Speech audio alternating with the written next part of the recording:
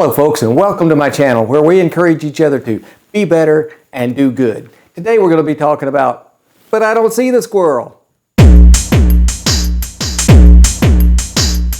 know, there's a real popular catchphrase going around right now. Well, I'm not sure how popular it is, but you hear it a lot, especially in the corporate world, in the media. You'll hear it at places like workshops and seminars, things like that. It's called diversity and inclusion. Diversity and inclusion. And I truly believe that used right, and in the corporate world, in the business world, it's a very good idea. You know, we want a diverse workforce because we want a lot of different ideas and vantage points and viewpoints on things. And we want everybody to feel like they are an important part of that workforce. So everyone should be included. But my videos are not about training corporations how to be better. It's looking at us and trying to encourage us as individuals and as people to, through baby steps, get a little bit better each and every day. So to help us to be better and then go out there in the world and be better equipped to do good. So I want to take this idea down to a personal level, an individual level, and talk about diversity and inclusion for just a few minutes. Got three things, so hang with me here. Number one is I think there are individually, in small group collectively, there are people who preach it, but they don't really practice it. Well, they do to an extent, but not fully. Now that's the guy who comes to you and says something to the effect of, "Hey, Bob, we got this group going on and we're trying to be real diverse and like to include you in the group." You're like, I'm not interested. "What? You're not interested? Well, we want to include you." "Yeah, I don't want to be included." "You don't want to be included? Don't you believe in diversity?" No, I don't really." "Well, you idiot. Of course you believe in diversity. It's important." "No, I don't really believe in that. I don't think." "Well, you just can't be in our group then with that attitude." So you probably didn't want to be in that group anyway, right? But there are those people, aren't there? There are those people who say, yes, we want to be diverse, we want to have a diverse group, and we want to include everybody as long as they believe like we believe, as long as they have the same opinions that we have. Now, we can be diverse to a degree, we can be diverse to a point, but once we get to a certain limit there, then we got to put a stop to it. We can't include just everybody because they might not think and have the same opinions that we have and think like we do. So we've got to cut off somewhere there. Recently, the minister at our church retired, and he and his wife left, and we're very sad to see them go. They'd done a fine, wonderful job while they were there at the church, but at the very last service had a going away honoring them, and several comments were made about them, to honor them, and I was so touched by all of them, but one of them in particular really stuck with me. They said, when this minister came to this church 16 years ago, one of the things that he was so passionate about and so interested in was being sure that everybody who came through those church doors was included, that they felt accepted, that they felt like they belonged, that they felt like they were a part of this church. And it didn't matter what their race was, what their ethnicity was, what their college degree or education level was. It didn't matter where they lived, what kind of house they lived in, what kind of car they drove, how nice of clothes they wore. All of those things were not important. We were a diverse group, and everyone, he says, should feel included, a part of it, and important. And I think that's where we need to be with each other as well. Now, number two, there are those folks, and I used to be like this a little bit to a degree, and I know people who are, that we go out and we meet people who don't have the same opinions that we have. They don't have the same lens on life that we have. They don't have the same thoughts and characteristics, and we just know in our heart, if they would, their life would be better. And so we take it upon ourselves that they become our personal project because we want to change them. If they would only change and do things the way we do them, we feel their life would be better. So we expend a lot of energy trying to change them. Now, I have to say, okay, years and years ago, I mean, when I was way younger than I am now, yes, I honestly thought that the world would be so much of a better place if everyone in it were just like me. right? Now, how many of you have ever thought that? Really, be honest with yourselves. How many of you have ever had the thought, the world would be so much better if everyone in it were just like you? Most of us at one time or another, I think, have had that thought, right? But it really comes from a position of immaturity, a lack of responsibility, a lack of not understanding the world and people around us. Because as we grow and we learn, I figured out, if everybody in this world were just like me, it'd be a really boring place. We don't want everybody here just like me. We are all different for a reason. We have similarities and we have differences. And we have diversity for a reason. And so we come across other people, and sometimes then we want them to be like us because we think that would be better for them. And so therefore we want to do something to change them. But here's the deal. Most people don't want to change. They certainly don't want to be changed. What they want to be is accepted. In an old movie called Shenandoah, way back, I think from the 60s, Jimmy Stewart played the head of a family, and Doug McClure was the actor who was a young man, came to Jimmy to ask Jimmy, he said, "I'm in love with your daughter Jenny, and I would love to ask your permission for her hand in marriage. I love her, sir, and would like to marry her." And Jimmy Stewart says, "Well, do you like her?" And he said, "Sir, I just told you I love her." He said, "I know, you said you love her, but do you like her?" And he went on to explain, there is a difference.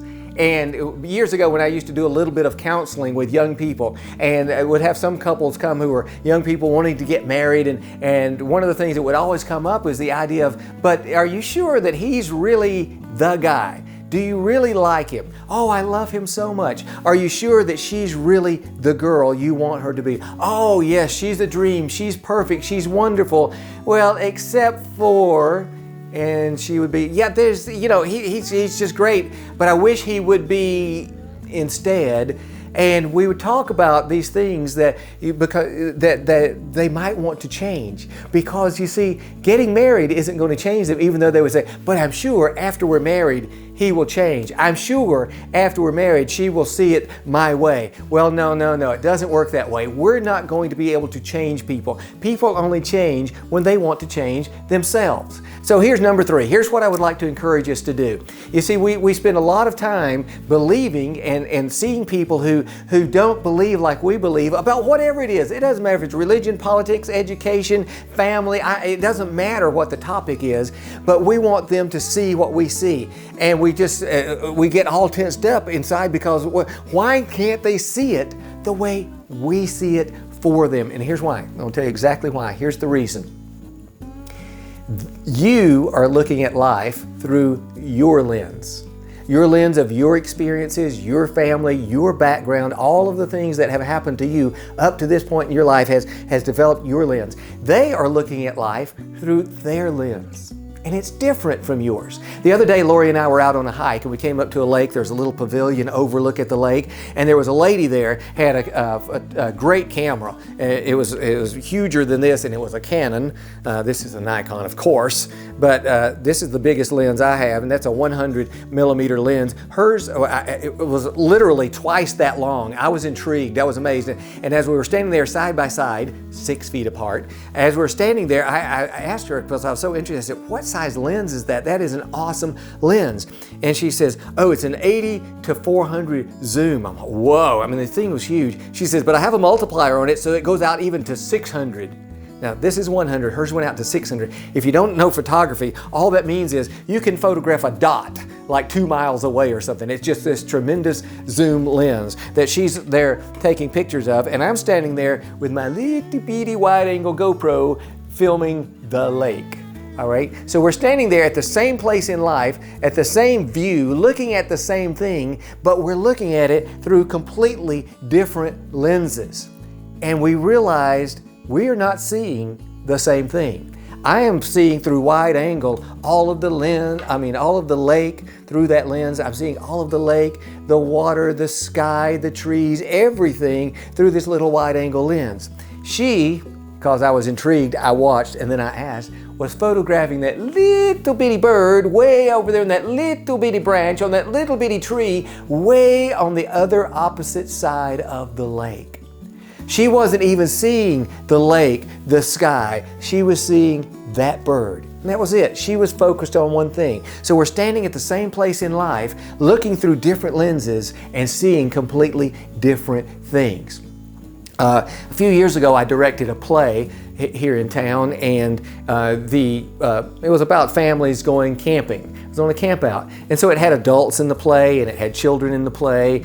And the interesting thing was, most of the cast had never been camping. They had never been on a camp out. So one weekend, we took the whole cast and crew and we went on a camp out. I wanted them to be able to experience what it was like to really sleep in a sleeping bag on the ground or in the tent, sit around the campfire, roast marshmallows, do all the things you do out there on a camp out. And Tim, one of the adults, shared with me a little later an experience he had with the little boy, Mark, who played his son in that play. He said, Mark and I were walking around the campgrounds there, and we were rehearsing our lines and going over things, and all of a sudden I looked and I said, whoa, Mark, look at that squirrel. Look at that. Isn't that great?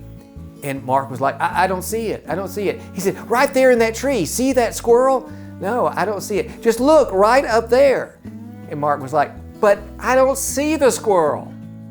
And Tim said, you know, he and I both were getting frustrated. He and Mark both were getting frustrated. He said, I almost lost it. And said something like, of course you see the squirrel. It's right there in front of you. But instead, took a breath, paused, and what I did is I got down to Mark's level, squatted down next to him, knelt down and had his eyes the level of my eyes, and I said, see, Mark, right up there is, oh, you can't see that squirrel from here, can you? See, there's this great big bush in the way.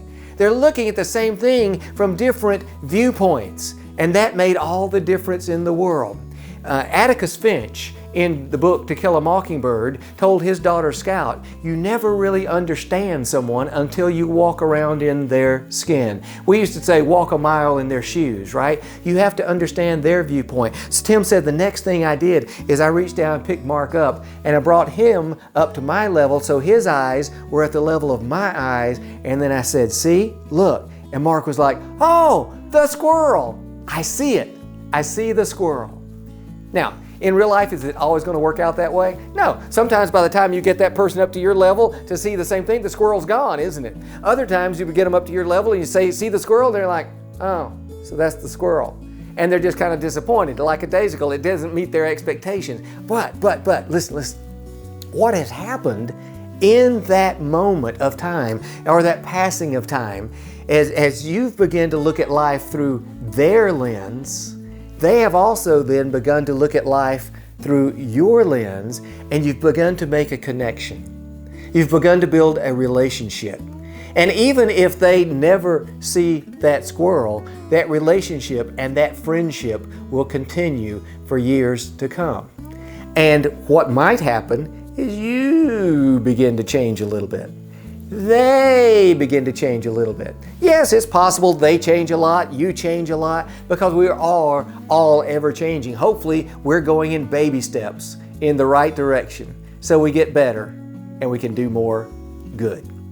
So instead of cutting people out, being one of the people who gets cut out, instead of trying to change everybody and making that our life goal and mission, I encourage us all to do a better job of building those relationships. Learn to look at life through their lens, help them see life through our lens. Then we're able to say, what are you seeing out there? Oh, you're just seeing the little bird. You're only photographing that. I'm looking at the whole lake. Do you like photographing the bird? Is that interest you? Is that exciting? The way you see life, is that really cool? Can I share with you how I see life? And maybe we learn through the give and take with each other how to be better. If you like the video, I would so much appreciate it if you go down, give it a thumbs up, hit that like button for me. Please give some comments. That's awesome. I appreciate those so much. And share it. That's the greatest thing. If you could share it with your family and friends to get it out there to more and more people. Videos come out every Monday morning. Hit that subscribe button. We'll see you next week.